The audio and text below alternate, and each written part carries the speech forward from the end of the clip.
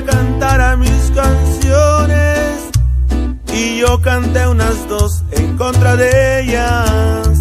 De pronto que se acerca un caballero, su pelo ya pintaba algunas canas. Me dijo: le suplico, compañero, que no hable en mi presencia de las damas. Le dije que nosotros simplemente hablamos de lo mal que nos pagaron, que si alguien opinaba diferente sería porque jamás lo traicionaron, que si alguien opinaba diferente sería porque jamás lo traicionaron.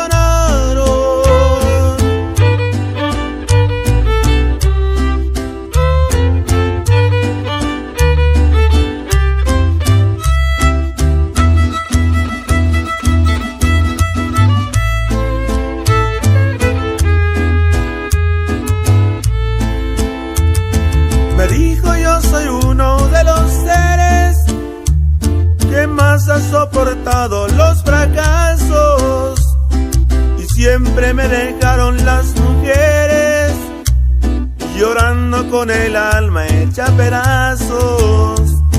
Mas nunca les reprocho mis heridas, se tiene que sufrir cuando se ama.